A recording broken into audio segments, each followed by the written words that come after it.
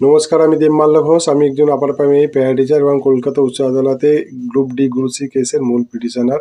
আপনাদের সামনে আমার কিছু বক্তব্য আছে যে আমরা কলকাতা উচ্চ আদালতে কাছে আমাদের দীর্ঘ 19 বছরের কিছু বঞ্চনার কথা তুলে ধরেছি এবং প্রতিকারের আশায় আমরা আছি।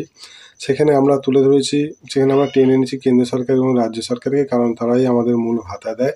আমরা সেখানে তথ্য প্রমাণের সহ জানতে চেয়েছি কীভাবে আমাদের এই সমগ্র শিক্ষা মিশনের অধীনস্থ কম যোগ্যতা সম্পন্ন non teaching staff group D group সিরা আমাদের থেকে বেশি ভাতা পায়। আমরা তুলে ধরেছি আমাদের এসএসসি মাধ্যমে নিয়োজিত কিছু রেগুলার টিচার, তারা এই সমগ্র শিক্ষা ফান্ড থেকে তাদের স্যালারি হয়।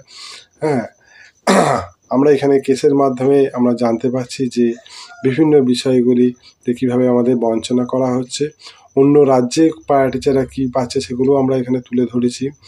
আপনাদের একটা কথা আমি বলি যে আপনাদের প্রত্যেকেরই অ্যাকাউন্ট বইয়ে আছে যারা পার্শ্ব শিক্ষক। প্রাইমারি একজন পার্শ্ব শিক্ষক 2018 সালে সে ইপিএফ পিট্যাক্স এবং পেনশন কেটে 8,800 টাকা পেত, এখন সে 9,506 টাকা পায়। আর আপার প্রাইমারি ক্ষেত্রে একজন প্যারা টিচার 11,330 টাকা পেত, এখন 12,391 টাকা পায়। সুতরাং এই 6 বছরে একজন প্রাইমারি প্যারা টিচারের 117 টাকা বছরে ইনক্রিমেন্ট হয়েছে এবং একজন আপার প্রাইমারি ক্ষেত্রে 177 টাকা। একই টেবিলে বসে সমস্ত কাজ একসঙ্গেই করে, ভোটের ডিউটি করে, রেগুলার টিচারের যেখানে হাজার হাজার টাকা পাচ্ছে সেখানে আমরা এই টাকা পাচ্ছি। বাজার দর অনেক হাই, তবু কোনো সরকার আমাদের প্রতি ভ্রুক্ষেপ নেই। এটাই আমরা আদালতে দৃষ্টি নিক্ষেপ করছি, যেখানে রাজ্য সরকার বলছে যে তাদের পয়সা নেই, কিন্তু এই সমগ্র শিক্ষার টাকা কিন্তু বেড়েছে। 18 সাল থেকে 23 সালের মধ্যে প্রায় 700 কোটি টাকা বৃদ্ধি হয়েছে, কিন্তু প্যারা টিচারদের সেইভাবে কোনো উন্নতি হয়নি।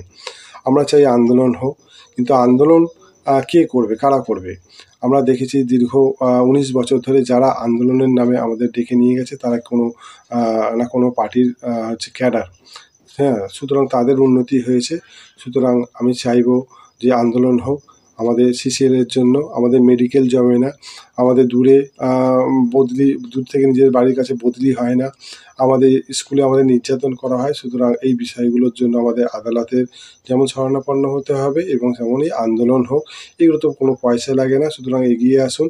ওই সমস্ত রাজনৈতিক নেতাদের বাদ দিয়ে আন্দোলন করুন, আমরা পাশে আছি এবং আমরাও থাকবো সেই আন্দোলনে। সকলে ভালো থাকবেন, সুস্থ থাকবেন। নমস্কার।